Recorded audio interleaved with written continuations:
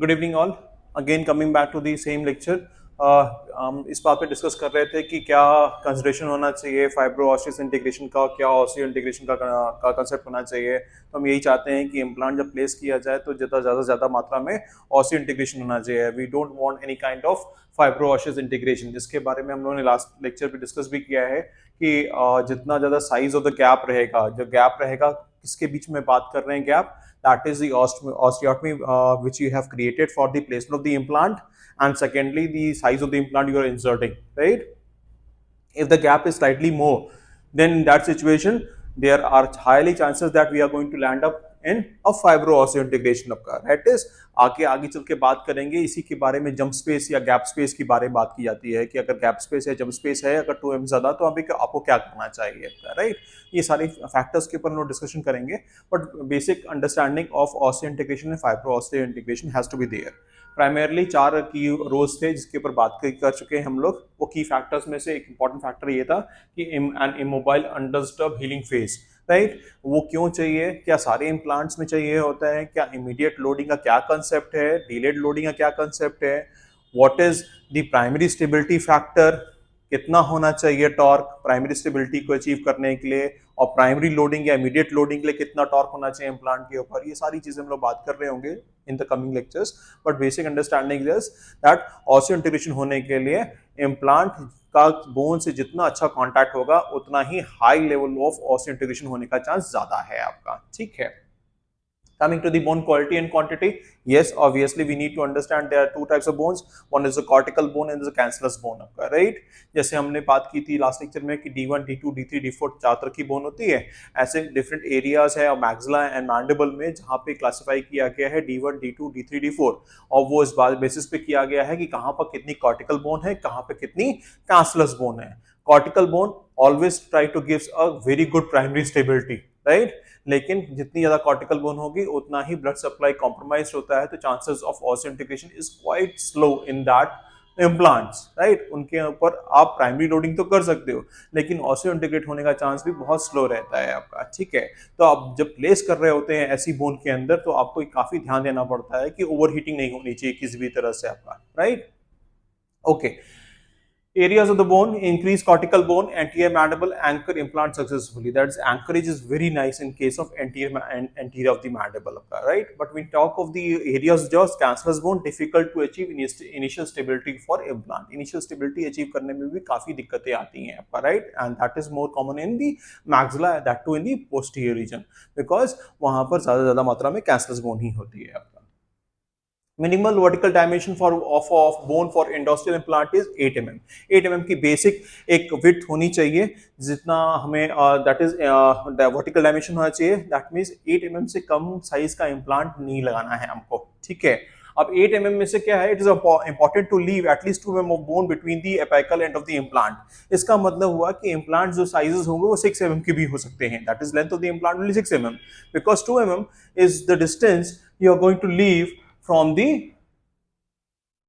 inferior nerve. That means कोई भी anatomical landmark होगा उससे 2 mm की दूरी एक मेंटेन होनी चाहिए, इम्प्लांट को मेंटेन करनी है उतना आपको एक बोन का इंटरफेस रखना ही है इम्प्लांट के एंड से apical end of the implant and the anatomical landmark, right? Okay, अगर नहीं हो पा रहा तो क्या करते हैं? फिर आप नर्व रिपोजिशनिंग की बात करने लगे और या फिर शॉर्टर इम्प्लांट्स लगाइए विद लार्जर डायमीटर, और आप रिच स्प्लिट करके विड्थ बढ़ा लीजिए so as to increase the width of the implant, right? तो there are various other methods, possibilities हैं आपका। ऐसा नहीं है कि इम्प्लांट लग ही नहीं सकता अगर हमारे पास वर्टिकल डायमेंशन कम आ रही है, तो ऐसा नहीं है। आप चेंजेस करोगे, रिच के अंदर मॉडिफिकेशंस करेंगे तो वो चीज हम अचीव कर सकते हैं, उनके बारे में भी हम लोग बात करेंगे आपका, right? Okay, coming to the it is bone width. Implant should be a minimum of 1 mm of bone on the buccal lingual aspects. buccal की तरफ भी 1 mm का bone होना चाहिए और lingual की तरफ भी 1 mm का bone होना चाहिए when we talking of the width of the implant.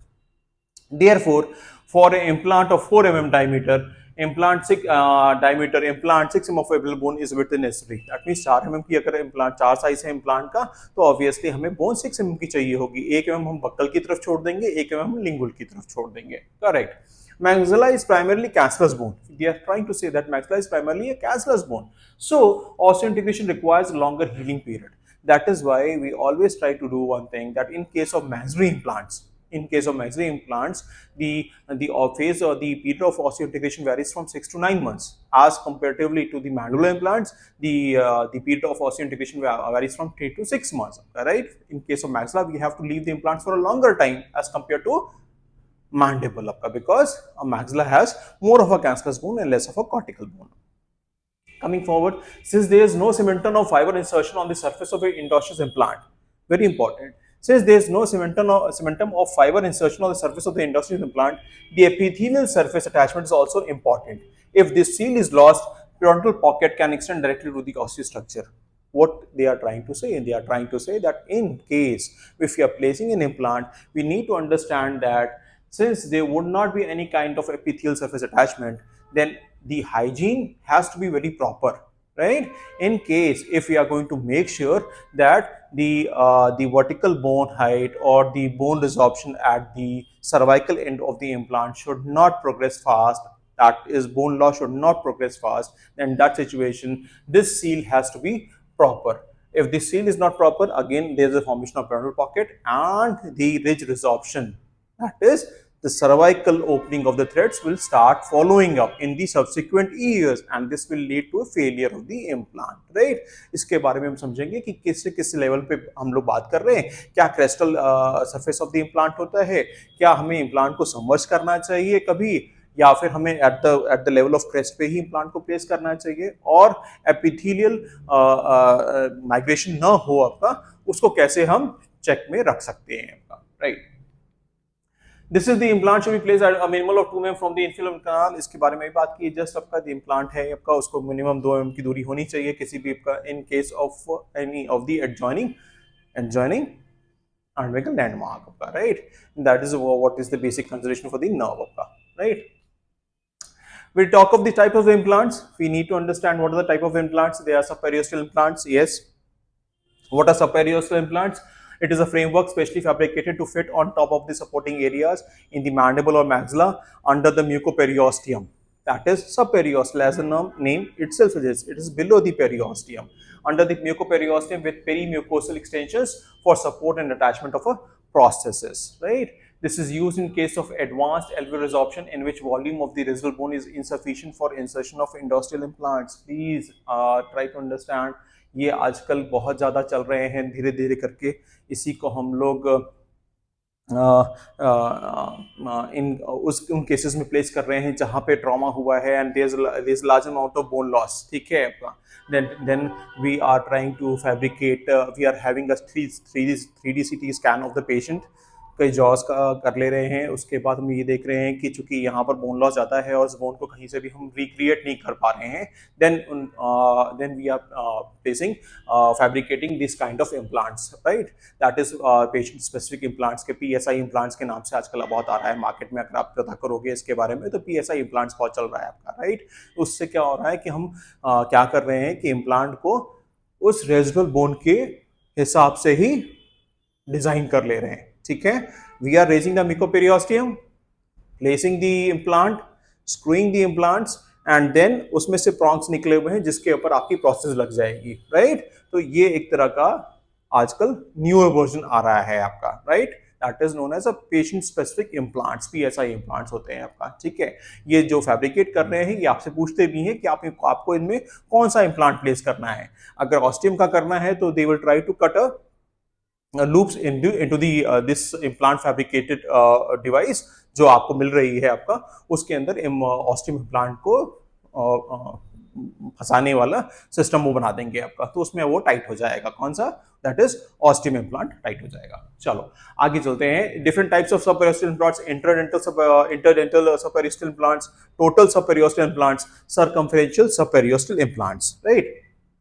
Okay, that this is subperiosteal implants, हमें भी बात की, दैट इज पेरियोस्टियम की जस्ट नीचे सबपेरियोस्टल प्लेस होते हैं और ये पॉइंट्स होते हैं जहां पे ये बाहर निकल रहे होते हैं म्यूकोसा के अंदर, और इसी पे हम प्रोसेसेस प्लेस कर देते हैं। That is the process that is fabricated, that is going to be rest on these points, right? And चूंकि ये पूरा आर्किटेक्चरल फ्रेमवर्क एक ही है तो ये लोड पूरा इन सारे एरियाज पे ही डिस्ट्रीब्यूट हो जाएगा आपका, राइट? ओके, प्राइमरी कंसिडरेशन क्या है? प्राइमरी कंसिडरेशन क्या है? There is no available bone, bone नहीं है आपका, ठीक है, और इतना लार्जर एक्सटेंट ऑफ बोन को वापस रिक्रिएट करना क्वाइट डिफिकल्ट है. Then is the basic understanding of subperiosteal implants, that is a PSI implants. Transosteal implants are inserted through an extraoral incision below the chin with a series of projections that penetrate the mandible from its inferior border and connected by a bone plate that rests on the inferior border of the mandible. Used only in anterior mandible. Due to complex nature of surgical approach, this implant is not used frequently. Used in very atrophic mandible, right? This is the transosteal. That's as the name suggests, trans means through, and osteal means bone. It is placed through the bone, right? Now, excuse me. Now such implants are not being placed. पैसे implants नहीं place किए जाते हैं. ये उनका basic consideration यही कह रहे हैं कि these are placed when there is highly atrophic mandible and that too they can only place in the anterior region, that is from one the mental foramen from one side to the mental foramen other side, इसी के बीच place कर सकते हैं. Because चूंकि इसको trans osteal जाना है, through the bone जाना है, तो जहां तक नर्व आ रही होगी वहां तो आप इसको लगा ही नहीं पाओगे. आप इसको लगाना कहाँ है? जहां पे एंटीरियर रीजन है वहीं पे लगाना है इसको अपना, right. Endosteal implants, they are surgically placed within the alveolar bone or the basal bone. They are subdivided into root form implants and blade form implants. दो तरह के होते हैं आपका, ठीक है. Endosteal implants दो तरह के हैं, that is a root form implants and a blade form implants, right? Okay. Most common क्या है? Are the root form implants, जिसके बारे में हम सारा डिस्कशन कर रहे हैं. That is basically a root form of the implant, ठीक. Root form implants cylindrical in shape, may have an external thread 3 to 5 in diameter, 7 to 10 20 mm in length, आपका, right?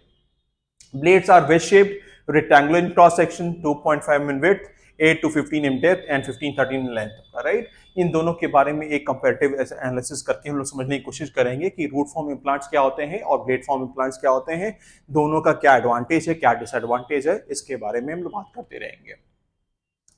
Endosteal implants, these are the endosteal implants. Most commonly implants placed in day-to-day clinics are the endosteal implants. This is the blade form of the endosteal implants. These are the implant components. आज हम यहाँ रुक जाएंगे आपका और इसके बारे में एक बात करेंगे आपसे. आप लोग एक बार तो इसको समझ लो कि क्या क्या होता है आपका, what is the implant body, उसके ऊपर क्या लगता है, फिर एबटमेंट क्या होता है, हाइजीन स्क्रू है, ट्रांसफर होपिंग है, then abutment, then implant body and the coping analogue. We need to understand this whole of the chain to make you aware कि कैसे कैसे हमें if we have placed the implant, next step क्या होगा, उसमें क्या क्या आर्मेंटेरियम चाहिए होगा हमको इम्प्लांट प्लेस करने के लिए, या फिर हमें अगर इम्प्लांट का ऊपर का कवर स्क्रू खोलना है तो क्या आर्मेंटेरियम चाहिए होगा, कवर स्क्रू खोल लिया तो अब क्या लगाना है, उसके बारे में थोड़ा हम जानने लगेंगे, जिससे कि we need to understand that it is not only the implant that is to be placed. Implant ही प्लेसमेंट तक नहीं है, उसके चारों तरफ एक कफ भी बनना है, ठीक है.